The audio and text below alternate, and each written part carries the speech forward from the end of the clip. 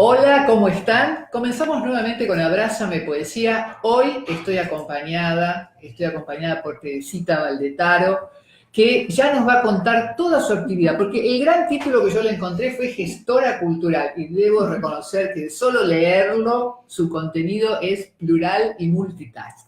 Pero siempre nosotros comenzamos con una poesía. Teresita, ¿cómo estás? ¿Cómo estás? Muchas gracias por estar aquí con nosotros. Muchas gracias. Comenzamos con una poesía para entrar en estatus poético, es un programa de poemas. Sí. Y entonces nuestra tarea es, hacemos un momento que se llama Un país, una música, un poeta. Elegimos un país, hoy elegimos Australia. Australia, fuimos muy lejos, hay muchos argentinos en Australia también. Sí, claro. Y elegimos un poeta que es Peter Boyle, igual que el actor norteamericano, pero en este caso Peter Boyle es un poeta traductor de César Vallejo y de Federico García Lorca, así que tal vez algún día podemos llamarlo por Skype para que nos conecte con Australia y su poesía. Seguramente maneja muy bien el español. Peter Boyle es un hombre que ha nacido en el año 1951, es un poeta contemporáneo. Pero también vamos a empezar con nuestra música Australia, Peter Boyle, poesía.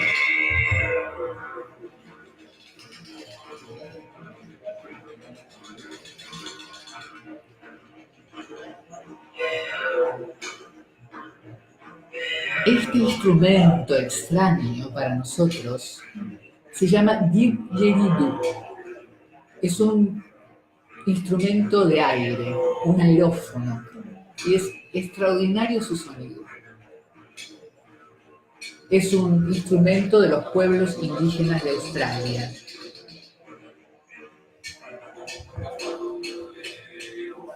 Peter Boyle nos escribió, como todo poeta nos escribe, y espero poder interpretarlo, enteramente recostado en la batea de una camioneta prestada a mi padre, veo hacia arriba las hojas inmensas, verdes y doradas, con la clara luz del verano atravesándolas.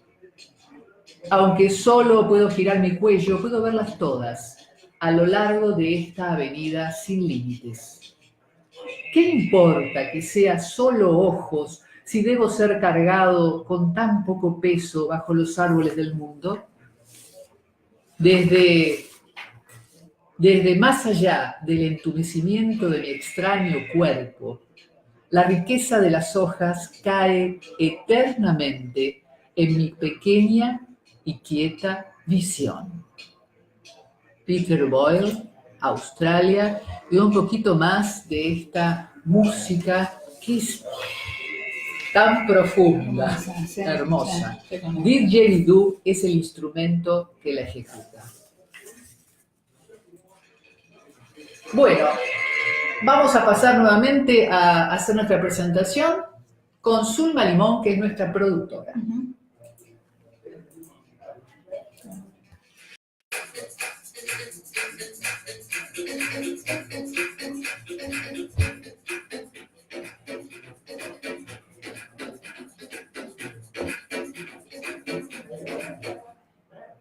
Bueno, ya estamos en estatus poético. Me encantó. ¿Cómo se dice? ¿Cómo se escribe el instrumento ese? ¿El cuál? El instrumento, el instrumento. Didgeridoo. Didgeridoo, música indígena australiana. Porque bueno, la verdad es que ¿cómo empieza uno con una gestora cultural? Mitos, leyendas, cuentos de América Latina y del Caribe, es uno de tus tantos trabajos. Pero bueno, ¿vos cómo te presentarías? Porque yo le doy al invitado que... Es muy difícil. Yo siempre digo que vivo entre libros. Eso es lo que... O sea, si yo tuviera que hablar de mi vida, es mi vida entre libros. Empecé leyéndolos, por supuesto, como todos. Y bueno, después cuando estudié letras, porque según mis amigas no servía para otra cosa. ¿Los libros llegaron a vos o vos llegaste a ellos? ¿Sabes? Hay familias que... me leyeron, se lo debo a mi mamá y a mi abuelo. Y a mi familia en general, pero básicamente sí, los primeros que me han leído fueron mi mamá, mi abuelo y mi tía. Encontré, fíjate vos, hablando de poesía, qué curioso, el primer libro que tengo dedicado por mi tía cuando tenía 1 año, acababa de nacer. Es un libro de poemas de Stevenson en inglés. Mira vos, mi tía y mi mamá eran profesoras de inglés. Así que por eso explica, ¿no? Sí, y años después encontré ese libro hermosísimo de poemas de Stevenson infantiles que son muy lindos. Sí, muy lindos.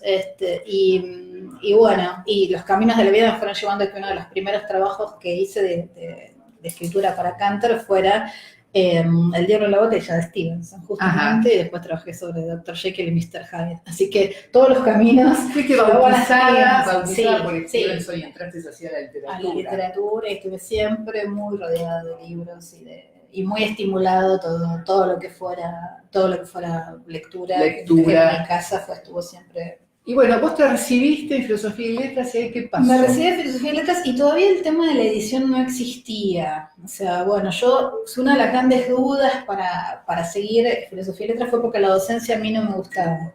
Me gustaba muchísimo la cultura, la literatura, pero la docencia no me terminaba de convencer. Hay que entender también que yo hice la secundaria durante la dictadura, es decir, la imagen que tiene de la escuela y todos sus contenidos en un colegio estatal, entonces todo esto contribuía, tal vez si hubiera hecho otra secundaria hubiera estado un poco más amigable, pero para mí la escuela era autoritarismo, eran normas, muchas veces sin sentido, era muy poco espacio para la creatividad, entonces la verdad que a mí no me convencía convertirme en una de esas profesoras que yo había tenido. Pero bueno, la investigación me parecía un poco estéril también, como que seguir en una castalia, ¿viste? Dando vueltas, entonces me puse a dar clase, que era lo que intenté dar clases de historia del arte, pero bueno, tampoco es algo tan rentable. Empecé a dar clases hasta que descubrí la edición. Descubrí que existía cuando coincidió más o menos con que una editorial muy importante española, Santillana, se radicó acá, con la Ley Federal de Educación, tristemente célebre, que hubo que cambiar con la democracia, que hubo que cambiar todos los libros, generar nuevos contenidos. Entonces, bueno, a partir de ahí se abrió un mercado laboral de edición y ahí sí dije, bueno, esto es lo mío. Por primera vez, esto es lo mío, porque podía hacer libros, o sea, no solo leerlos, claro, hacerlos. También, digamos, ¿esto llega a vos o vos, digamos, empezás a observar que empieza a haber un mercado, una actividad? Porque fue bastante creador hace más de 20 años. Sí. No, lo empiezo a buscar, le debo también a otra gran amiga, Silvina Massimian, que fue vicerrectora de Nacional de Buenos Aires hasta hace unos meses que se jubiló, que era compañera de facultad, que ella fue una de las primeras de mis amigas que empezó a trabajar en el gremio editorial, y fue ella la que me llamó primero para hacer este estudio sobre Stevenson en Cántaro. Y cuando yo conocí el despacho de Silvina, dije, este es el trabajo soñado. Y bueno, y unos años después la reemplacé cuando ella renunció. Así que bueno, yo estaba realmente muy cansada de la docencia, daba muchas horas de clase con muy poco, se ganaba muy poco. Y además el sistema, la verdad que me gustaba la relación con los chicos, pero todo lo demás era insoportable. Y entonces, bueno, ahí empecé a trabajar en editorial como directora de la colección Puerto de Palos, de la colección Cántaro, El Mirador, en la editorial Puerto de Palos, que era una editorial nueva que acababa de surgir, así que fuimos como unas generaciones pioneras con los primeros libros, hice libros de texto, hice de todo me gustaba. Claro. Todo me gusta. Porque bueno, explicamos un poquito tu trabajo, por lo menos en aquel momento, en relación con el escritor, en relación con el mercado. En ese momento, lo que estaba haciendo de nuevo la colección, básicamente cuando trabajé, era hacer entrar a la escuela un nuevo canon literario. Que generalmente la escuela, trabajaba literatura argentina y español, en mucho español. Entonces, bueno, un poco lo que nos empezamos a dar cuenta fue que muchos chicos, lamentablemente, si no era a partir de la escuela, no iban a conocer nunca a Hamlet, a Shakespeare, o a Molière, o a... ¿qué otro publicamos? O a Stevenson mismo, que lo publicamos en la colección. Entonces, había toda una apertura desde esta colección que se llamaba Cántaro, hacia incorporar textos de la literatura universal. El fantasma de Canterville fue uno de nuestros hits, y uno de los grandes hits de esa época que edité fue mitos griegos en ese momento. Sí, eso también. Sí, bueno, ese fue un libro muy lindo, mitos clasificados, muy lindo para hacer. Entonces, bueno, era abrir todo un universo. Estamos en los 90. Estamos en los 90, sí. Estamos en los 90, sí. Estamos en los 90 y fue, la verdad que es un trabajo que me sigue gustando mucho, el tema de la edición, el tema de la escuela. Sentí que todos estos años de haber dado clases que yo había sentido tan áridos en un punto tenían un sentido, porque bueno, entonces yo ya conocía el sistema, conocía el pensamiento docente, conocía lo que se podía y lo que no se podía hacer en el aula, en los generales. Había dado clase en primaria, o sea, di clase en primaria, en secundaria, en universidad, en terciaria, di clase en todos lados. Todo el espectro. Y bueno, entonces eso también me sirvió como editora en el momento de, de ver las actividades que acompañaban los textos. Trabajé fundamentalmente al principio en el área de lengua, después trabajé también en primer ciclo, hacia primero, segundo, tercero, los chicos más chiquitos, que me gustaban mucho. Y después se abrió un nuevo panorama hacia la gestión cultural con la crisis del 2001. Ajá. Porque con la crisis nos redujeron el horario en la editorial a todos. Y entonces empecé a trabajar justo el gobierno de la ciudad de Buenos Aires, el intendente del jefe de gobierno era Ibarra, el ministro de Educación de la ciudad era Filmus todavía, había abierto un programa de lectura. Y ahí a través de otra gran amiga, Roxana Peraza, que era subsecretaria de Educación, después fue secretaria, integré el programa de lectura y armamos la campaña Buenos Aires Lee, que fue una cosa espectacular. La verdad que se fue. Claro. Y ahí, bueno, creció más, porque dije, bueno, ya sentía que con los libros podía tener una gran llegada, porque muchos chicos leen todos los libros. Y desde la gestión pública de la educación, imagínate todo lo que se puede hacer. Todo lo que se puede hacer. Estábamos en esa época con el libro de papel. Sí, estábamos con el libro de papel. Libro de papel, sí, luchando contra las fotocopias, luchando contra los libros pirateados. Todavía no había empezado, después empezó, cuando llegó, Filmus empezó a Nación y tuvimos lo que fue el Plan Nacional de Lectura, que fue maravilloso, la cantidad de libros que se compraron, que se cedieron en las escuelas. Bueno, fue todo como una gran eclosión. O sea que ese plan creó lectores, ustedes, su intención era crear lectores a partir de ese estímulo de tener... El programa de lectura de esta campaña Buenos Aires Lee fue poner la lectura en el punto de discusión. Hicimos vía pública. El logo muy simpático nos lo había hecho Sendra, una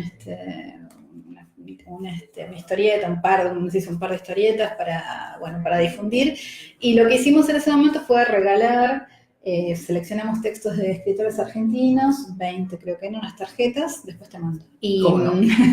Y entonces hicimos vía pública, pusimos esos textos en toda la vía pública, los regalábamos, hicimos unas tarjetas, unas especies de postales, hicimos individuales y lanzamos el programa cerrando la calle Corrientes, lo mismo que ahora hace Noche de Librería. Sí. Bueno, los primeros fue la Secretaría de Cultura de esa gestión, Talarman era el secretario, cerramos la calle Corrientes y ahí todo el mundo leía, todos leían, inclusive ponían gente en todos los kioscos, toda una cosa de difusión de la lectura. Y bueno, a partir de eso fue Buenos Aires Lee, que era una campaña, fue todavía, la idea era poner la lectura en el eje de discusión. Hubo una gran afluencia a las bibliotecas, nos llamaron de algunas áreas del gobierno, dábamos talleres, asesorábamos, no teníamos en ese momento gran presupuesto para libros, porque el objetivo era otro, el objetivo no era regalar libros, sino poner en valor las bibliotecas de la ciudad, en donde se puedan consultar libros gratuitamente. Y así que eso fue la verdad que fue muy bueno, lo hicimos en los hospitales también, hicimos Buenos Aires Lee en los hospitales, en los hospitales de la ciudad hay grupos muy interesantes trabajando en la lectura desde los padres, desde los chicos de las salas de espera con los adolescentes, así que trabajamos en el Garrahan, en el Tornú, en el Niños, en el Gutiérrez, los equipos están trabajando todavía, en el Casa Cuna, así que fue una movida muy, muy interesante, que terminó con Cromañón, claramente. Ajá. Terminó con Cromañón, entonces, yo volví a la actividad privada editorial, porque, nos fuimos de la gestión. Sí. Y entonces empecé a trabajar, un trabajo que me gustó muchísimo también, en la editorial Aike, como directora editorial. Ahí ya estaba con todo con todos los manuales, todo lo que publicaba Aike lo pasaba por mí en ese momento de los contenidos. Fue un trabajo hermoso, trabajo editorial es precioso. Y a la vez, bueno, fue cuando empezó el Plan Nacional de Lectura, muchos eran mis compañeros del programa de lectura, así que bueno, nunca me desvinculé de lo que era la gestión pública, pero bueno, mi trabajo puntual era como directora editorial, conocí a grandes maestros, uno fue Mempo Giardinelli, que es mi gran amigo todavía hoy, sí. somos muy amigos. Conocí a María Kodama, que también con su fundación internacional también ayudé. Pude viajar a ferias internacionales del libro. Desde la editorial fui a la Feria del Libro de Cuba, eso cuando estaba con NUN. Y empecé a trabajar en la Fundación del Libro. Esto también fue gracias a mi gestión en la ciudad y a Isaí Clase que me llevó donde estoy todavía. No me pudieron estar, me fui de la ciudad, fui a renunciar, entonces el director Marta Díaz me dijo, no renuncies, quédate igual en la comisión. Y así que bueno, cada tanto periódicamente renuncio, pero sin éxito, por suerte. Así que desde el 2002 que trabajo en la Fundación del Libro, que es la fundación que organiza la Feria del Libro. Y puntualmente ahora estoy coordinando el programa de promoción del libro y la lectura. O sea, que está dentro de la... Sí, estaba mirando dentro de tus actividades para este año de las enunciadas. La próxima, sí. La creación de lectores, que es algo a mí que siempre me ha interesado, ¿no? Que ahora tenemos como la creación de escuela de espectadores. Sí, ¿viste? Sí, está bueno. Está bueno, porque bueno, tal vez desde esa mirada se pueda llegar a la lectura de la obra en general. Sí. Pero ¿cómo has visto la evolución de la creación de lectores? ¿No? A veces uno tenía en sus escuelas primarias esas obligaciones de los poemas de memoria. Que te digo, mira, justo hace 2 días estuve con mis compañeras de comisión en la presentación de un libro de una de ellas sobre la historieta de la escuela, un libro muy interesante, que recupera justamente la lectura de la historieta, y charlando con Emma Wolf, la escritora, recordábamos con cierta nostalgia cuando nos hacían aprender estos poemas de memoria, porque uno se los lleva puestos toda la vida. Los poemas que se saben de memoria se los llevan. Toda la vida da un contenido realmente simbólico muy interesante, importante, el estímulo de la memoria, de la atención. Exactamente. Tenemos un espacio que se llama ¿Usted qué poema recuerda? Me encanta. Tenemos a mi madre de 88 que está grabada. Mirá, porque bueno, todos hemos tenido como esa tradición que tal vez terminó un poco con nosotros, del poema, aprendido y recitado. El tema de la lectura en voz alta. Totalmente. Bueno, esto es algo que se intentó revalorizar. Mempo justamente hace hincapié en esto, en la lectura en voz alta. Tiene un libro magnífico que se llama Volver a leer, y logró que en algunas provincias, creo que en el Chaco puntualmente, hay obligación de leer. Las clases empiezan, creo que son 6 minutos de lectura en voz alta diaria, o sea, como recuperar esta transmisión a través de la oralidad de un adulto que lee bien, porque es una de las cosas que dice Mempo también, ¿no? A veces uno con esto que, quiere que... contra esta escuela tan autoritarista que yo recuerdo, que seguramente vos también, uno quiere que los chicos se leen más o menos, pero no lo vas a inhibir, y en realidad para aprender vos le pones al chico a leer un libro que no es significativo para él, que no entiende la mitad de las palabras, que lo tiene al lado y todos los demás lo tienen, así que en realidad no tiene, si uno lee un libro que todos los demás tienen y van siguiendo la mirada, hace que al que lee no hace falta ni que lo escuches, ¿para qué lo vas a escuchar? Si no estás leyendo. Sí. Entonces, cuestionar un poco esas prácticas, saber cuáles realmente forman lectores y cuáles te dan una nota en el área de lengua, nada más, ¿no? Claro, va a hacer que vuelva a ser significativo y que los chicos quieran leer, quieran ir a buscar, vayan a buscar los libros. Lo que está pasando, y vos tocaste un poquito el tema colateralmente con el tema del libro en papel, lo que está pasando es que los chicos están prescindiendo de los docentes como recomendadores de libros y están armando su cultura a través de los bookstagrammers. Y se recomiendan los libros entre ellos y bueno, y la verdad que en un punto uno entiende que tal vez la escuela a veces queda como un poquito esquinada de los intereses de los chicos. Claro, exactamente. Sí, hoy casualmente hablaba con alguien que tiene una niña de 10 años, ella, su madre tiene 30 y pico, y me decía, bueno, es Google, nosotros armamos las clases, armamos los deberes con internet. Claro. Bueno, porque claro, es interesante este tema de tu trabajo editorial, que es como un entrecruzamiento entre mundos, por eso hablaba del mercado, de lo económico, del escritor, del público, y bueno, después me fui de todas las editoriales, ahora estoy armando ferias del libro, es otra cosa. ¿Y la Feria del Libro? ¿Cuál es el objetivo? Ahora estoy, a ver, la Feria del Libro de Buenos Aires, yo siempre digo que hay 2 lugares de Buenos Aires que son mi casa. Uno es la rural, las 3 semanas que voy a la feria, yo hoy voy, o sea, la feria no está armada, pero ya la conozco, es mi casa. Y otro es el Colón, que es una de mis pasiones. Otra de mis pasiones. La Feria del Libro, bueno, para los que nos gustan los libros, imagínate que es una fiesta continua, porque estás todo el tiempo rodeado de libros y de los que los hacen, y de los autores, y de los que los comercializan, y de los que los traen. Entonces, esta estimulación, el libro es un objeto también, entonces, bueno, te estimula mucho tener tanta oferta a la mano, y también la gente va muchísimo a las actividades culturales. La posibilidad de estar, de charlar con el escritor, de que cuente por qué escribió este libro, qué es lo que lo o la motivó, cuáles son a la vez sus lecturas, es decir, se arma un intercambio muy, muy rico. Y esto fomenta, por supuesto, la lectura desde un espacio del placer, de lo que a mí me interesa. Claro. Un espacio más individual, ¿no? Bueno, creo que por ahí nombraste el tema de los youtubers y sus libros y sus... Sí. Que también tienen una impronta del mercado que los captura un poco a veces rápidamente para cierto tipo de lectura. Pero, ¿qué pensás de ese...? Hay como una suerte, en la poesía nosotros decimos, hay como un activismo poético, ¿no? Pasamos del activismo político al poético. Sí, eso está bueno. Se puede ser poeta a los 25, pero son preguntas que no se puede hacer. Pero más allá de eso... a mí me ha parecido interesante el tema de los youtubers, primero por este tema de la lectura en voz alta, como una suerte de escena, donde claramente cuando uno interpreta algo hay un cuerpo, una emoción, y muchas veces me interesa qué eligieron en particular.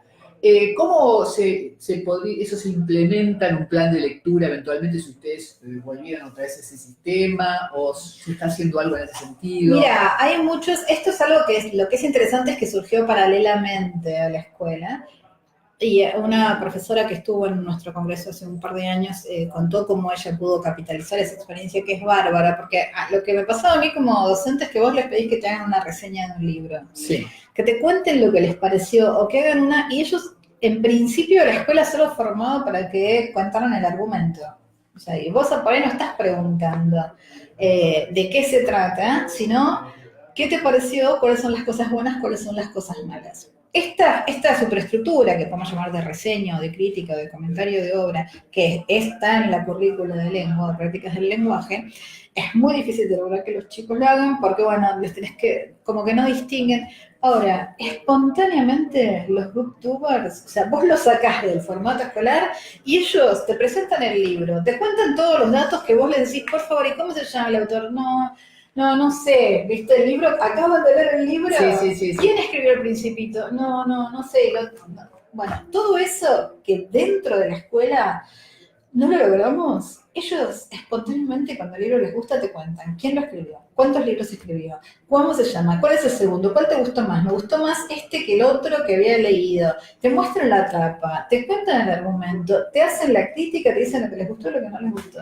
Entonces hay una cosa innata en los chicos, formada culturalmente para hablar de los libros, que al parecer la escuela de alguna manera invalida, ¿no? Es como que porque tienen una claridad y una corrección y distinguen perfectamente, uno de los grandes temas es, bueno, qué es opinión, qué es información y qué es opinión. Bueno, ellos lo tienen clarísimo. Cuando hablan de los libros lo tienen clarísimo. Entonces a mí esto me parece que enriquece y que nos obligó a replantearnos a nosotros cuáles son, de qué manera, qué les preguntamos, o sea, porque generalmente, bueno, cuando yo estudiaba y aún cuando empecé a dar clase, cuando empecé a editar libros, había autoras anotadores, le llamábamos a los que hacían el aparato crítico que acompañaba la obra, que las actividades eran 20 preguntas. ¿A qué hora llegó el carruaje? ¿A qué hora se bajó? ¿Cuántos hermanos tenía? La academia del siglo XIX, que uno sigue la academia está en el siglo XIX. Eso no. Bueno, te veo también para el lado de nuestra zona sur. Sí, los escritores se mudan al sur. Sesores, Boca, Zapala, Neuquén, Osorno, bueno, dos lugares muy queridos en la zona sur para mí también. Bueno, ¿vos sos de Neuquén? No. Yo por mi trabajo en un momento, bueno, dejé de trabajar en la última editorial, trabajé en Guadal. En principio por la intención de entrar al plan de lectura, bueno, después eso no salió ese trabajo, entonces un colega de trabajo de Guadal, que era la última editorial donde trabajé, que está viviendo en el sur, es periodista, trabaja en uno de los diarios más importantes de allá, de Neuquén, bueno, en este momento trabaja en Río Negro, me dice, mira, la Municipalidad de Neuquén queremos organizar una feria del libro, sería la primera, necesitamos a alguien que conozca un poco de la gestora, exactamente, y además que esté en Capital, porque la verdad es que las editoriales están en Capital. Entonces empezamos a trabajar juntos, y después, bueno, terminé trabajando yo, la primera feria la hicimos juntos, y después terminé trabajando yo directamente con la municipalidad, y siempre con una productora local, ¿no? Entonces empezamos a armar, a imaginar una feria de libros muy ambiciosa, que fue y sigue siendo una feria muy ambiciosa. La primera duraba 15 días, llevamos más de 60 invitados a Neuquén, fue una cosa impresionante. Ahora estamos por hacer la séptima, en septiembre, del 30 de agosto al 9 de septiembre, y la verdad que la feria creció de una manera extraordinaria. Nombrame un autor y seguro que fue. Y bueno, y con una gran respuesta de un público que nos fuimos ganando. Es decir, la primera feria costó, o sea, había muchos autores que llamaban mucha gente, como siempre, bueno, Felipe Piña es uno de nuestros números, es decir, puesto siempre bien Felipe y siempre llena y todo, pero después costaba más que se acercaran a otras propuestas. Con el paso de los años, la verdad que el público está cada vez más, logramos algo que teníamos como objetivo, que nos decía una amiga mía de allá. Sí, yo voy con mis amigas, está la feria del libro, nosotros a la tarde nos reunimos, no sé, en lugar de reunirnos a tomar el té, no sé qué, nos vamos para la feria, porque siempre hay cosas interesantes. Entonces logramos esa inserción social, ¿no? Que septiembre es el mes de la feria del libro. Es muy lindo, yo no soy de Neuquén y me siento neuquina, yo disfruto, me mudo allá, por supuesto, ¿no? Claro. Me mudo 10 días y después enganchamos la feria de Neuquén, así que el año pasado estuve 20 días. Claro. La feria de Zapala, que también es una feria muy linda, bueno, por supuesto, con otra población y otro perfil, ¿no? Capital es una ciudad enorme y tiene... Hay una producción propia en la zona, hay autores. Sí, muchos periodistas, un público. El año pasado vino Patricia Kolesnikov y le hicieron una mesa de periodistas culturales y Patricia estaba gratamente sorprendida, me dijo, mira, el nivel es de primera, es decir, hay muy buenos diarios, muy buenos periodistas, tanto de radio como de diario, digamos, y hay un canal de televisión también. Así que la verdad es que Neuquén es una ciudad bullente con un perfil de población muy joven, una media de población que debe estar entre los 40 años. Entonces hay muchos chicos, la verdad que la gente responde de una manera extraordinaria. Bueno, ustedes también son obviamente atractores, la gente ve mucha luz y se acerca. La poesía. Sí. La poesía. ¿Qué hacemos con la poesía? No sé si fue porque Platón dice que echó a los poetas y quedó desde ahí. Dice que es culpa de Platón. Pobre Platón, no creo que fue así, hay que leer con más profundidad. Pero más allá de eso, hay toda una generación sub-35, sub-30, esto que hablábamos antes, muy emparentada con expresarse poéticamente. Pero ¿cómo ha sido tu experiencia en la edición de poesía? Mira, la verdad que la poesía se publica poco, esto ya lo sabemos, lamentablemente los autores tiran más a las editoriales independientes. De todos mis planes editoriales, cuando yo llevaba selección de poesías, la respuesta era siempre la misma: no, poesía no, porque los chicos fotocopian. Compra uno el libro y los demás fotocopian. Y ahora con internet, si antes se fotocopiaba, ahora ni siquiera. Exacto. Te llevas la tablet o el iPhone. Exactamente, ni siquiera gastás en la fotocopia. Entonces, en realidad me parece que una de las cosas más revitalizantes que estamos tratando de hacer tiene que ver con la poesía originaria y fundamentalmente con la poesía mapuche, que es con quienes estoy trabajando yo más por razones de geográficas casi. Sí. A mí me impresiona la comunidad de Osorno la importancia que tienen los poetas y cómo han armado una red de excelentes poetas. Acá tenemos muy poco publicado. Los libros en Chile son muy caros. El año pasado estaban más caros todavía con el dólar, pero igual me traje mi antología de poesía mapuche, siempre me traigo, porque tienen muy buenas ediciones y muy cuidadas. Entonces, en un punto a veces me es más fácil, de hecho estoy armando con un amigo que tiene una editorial independiente también en Córdoba, estamos armando una antología de poesía mapuche, bilingüe. De modo que en este momento estoy más, yo en mis búsquedas y todo estoy más vinculada tal vez con la poesía mapuche. También, bueno, estoy tratando de abrir, y por lo menos nos proponemos todos los años en el Congreso de Lectura, mostrar, traer, hacer ver la escritura en lengua originaria, que generalmente es poesía, ¿no? Queremos salir de los mitos y leyendas contados por otro, sin despreciar, es decir, sin desmerecer los grandes narradores que han prestado su voz para nuestros mitos y leyendas, como, bueno, empezando por Canela, con esa maravillosa colección sudamericana Cuenta. Pero, digamos, también nos interesa conocer la literatura que se está generando hoy, no solo los mitos y leyendas del origen, porque nosotros no nos quedamos leyendo Chico Carlo o sea, nosotros leemos o Juvenilia. Claro. Sí, bueno, estamos en el Año Internacional de las Lenguas Indígenas, ¿no? Por la UNESCO. Hemos tenido un invitado de México que ha hecho una recopilación de 32 poetas de 16 lenguas, o sea, un trabajo bastante importante.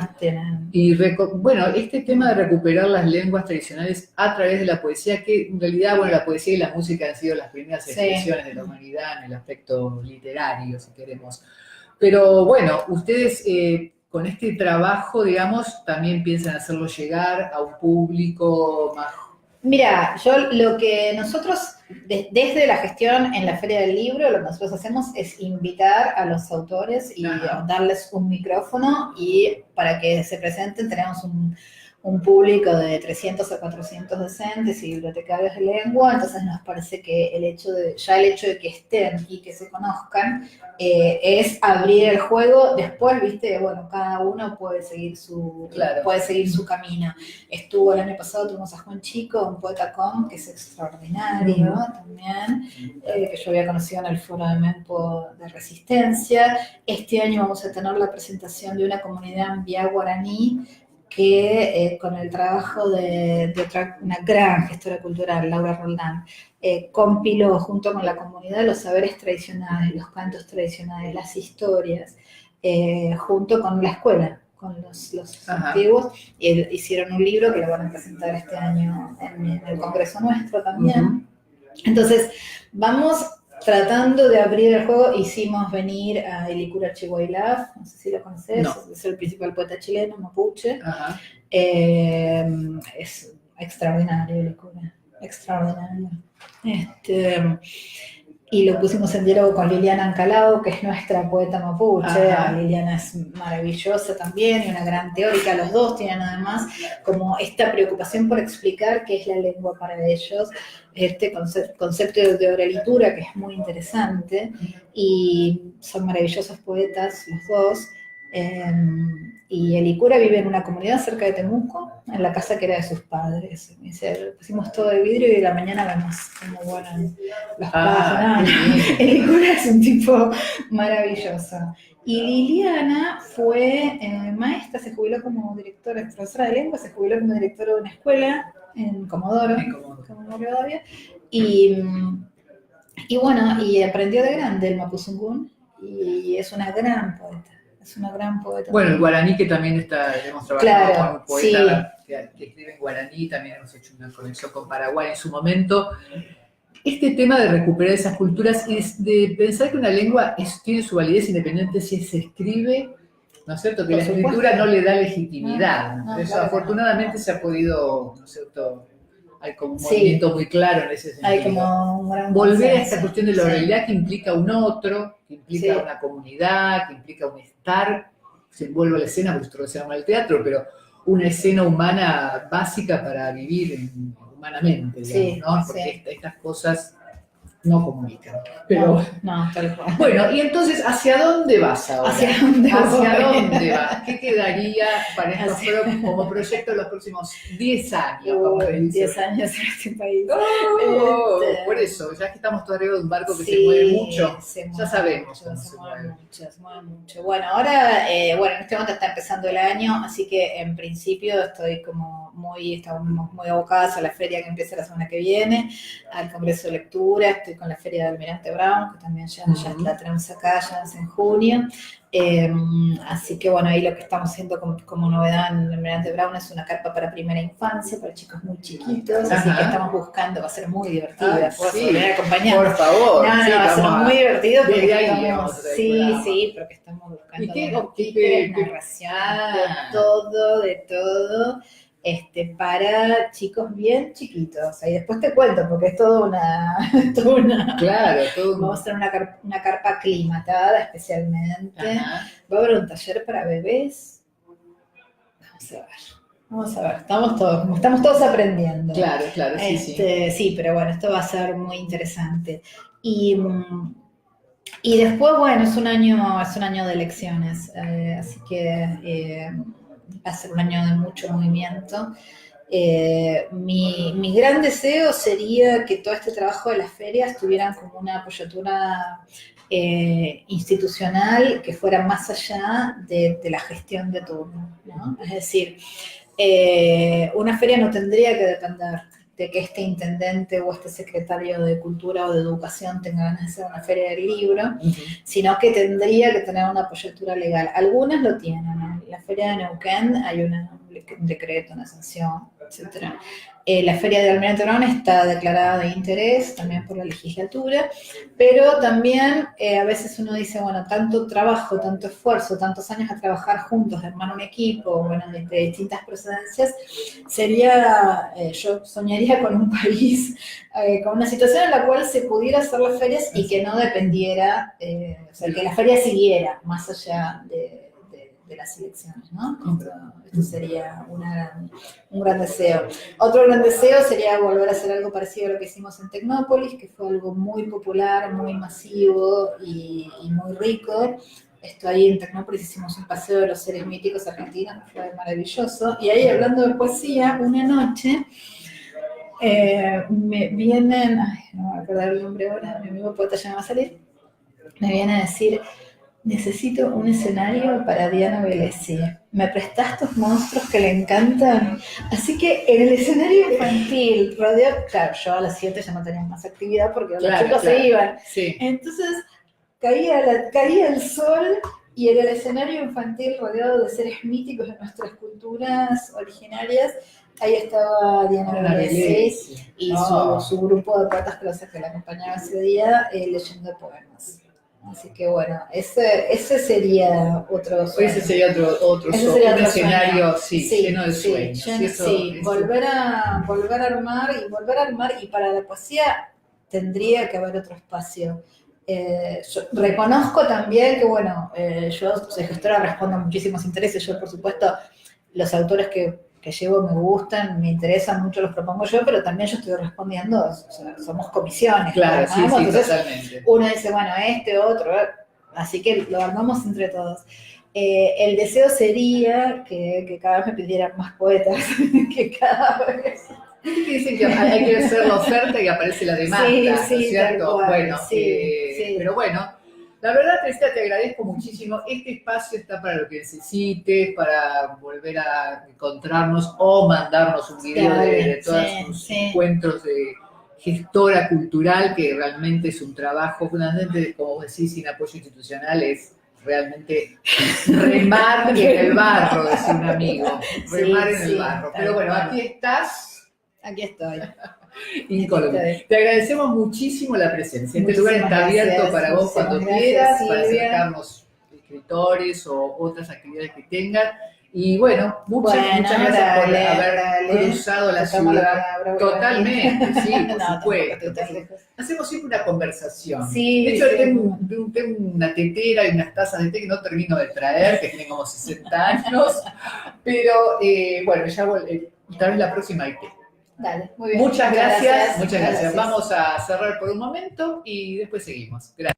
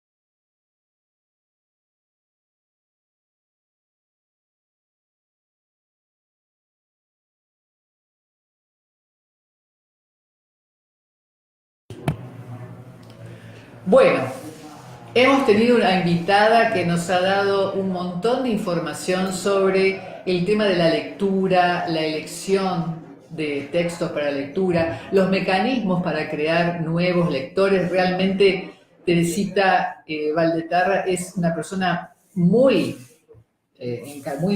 encargada, digamos, muy conocedora de estos procesos de gestora cultural en el área de la literatura, porque cuando uno revisa su trabajo observa su gran compromiso con esta tarea. Pero bueno, vamos a seguir un poco para terminar también. Recordarles la suscripción a el programa para poder volver a verlo en mi canal de YouTube. Abrázame Poesía, Silvia Docampo. Allí están todos los programas, allí están todos los poemas que yo subo con unos hermosos trabajos de video audio. Y allí también ustedes van a poder volver a ver los viejos programas. También recordar la poematerapia. Esta forma de arte con propiedades terapéuticas que tiene un objetivo de revitalizarlo.